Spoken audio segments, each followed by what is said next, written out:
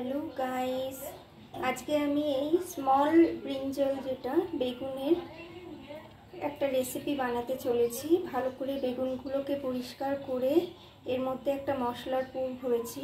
বেসন আছে, লঙ্কার গুঁড়ো আর গোলমরিচের গুঁড়ো, হলুদের গুঁড়ো, ধনে জিরের গুঁড়ো, এইগুলো সব একসঙ্গে ভালো করে মিশিয়ে আমি বেগুনের মধ্যে ভরেছি।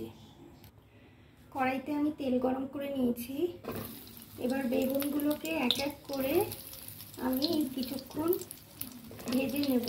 পুরোপুরি আমি এটাকে সিদ্ধ করব না, কিছুটা পরিমাণে সিদ্ধ করব, কারণ এটার একটা গ্রেভি রান্না করব। তো এটাকে ঢেকে কিছুক্ষণ ভেজে নেব। দেখো গাইস, আমি ঢেকে কিছুক্ষণ ভেজে নিয়েছি।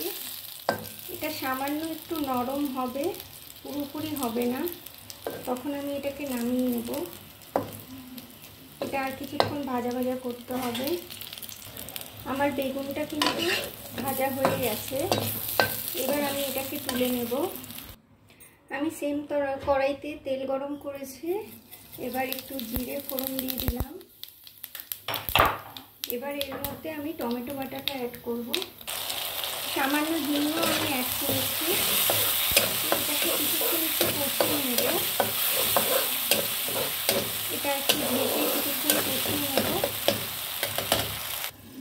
এদিকে আমি একটা মশলা বেটে নিয়েছি। এর মধ্যে বাদাম আছে, যেটা হচ্ছে চীনা বাদাম আমরা বলি বাংলায়, আর আছে নারকেল, আদা, কাঁচা লঙ্কা। এটার একটা আমি পেস্ট বানিয়ে নিয়েছি। এই মশলাটা দিয়েই আমি এই রেসিপিটা করব। আমি টমেটোটাকে একটু কষিয়ে নিয়েছি। এবার এর মধ্যে আমি বাটা মশলাটা অ্যাড করে নেব।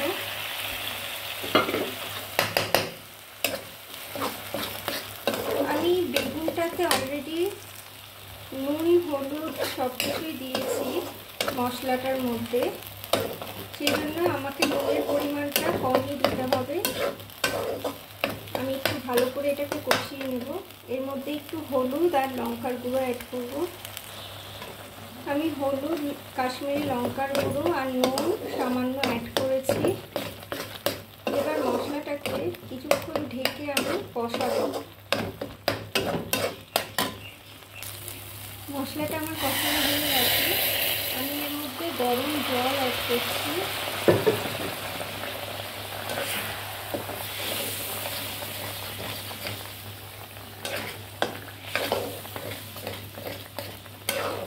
এটা খুব বেশি পাতলা হবে না, বেশ মাখা মাখা হবে।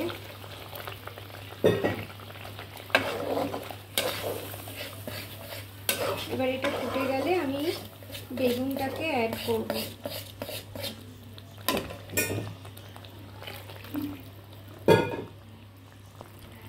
জলটা ফুটে গেছে। এবার আমি সমস্ত বেগুনগুলোকে অ্যাড করে নিলাম। এবার কিছুক্ষণ ঢেকে আমি এটাকে কষিয়ে নেব।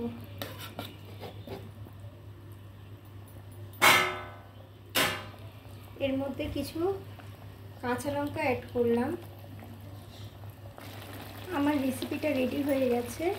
সামান্য চিনি অ্যাড করলাম, সুগার, আর আমি গরম মশলা অ্যাড করলাম।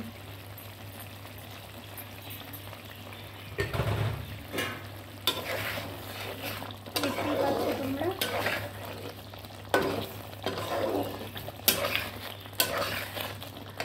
বেগুনগুলো সবই গোটা গোটা আছে, দেখো। Thank you for watching guys.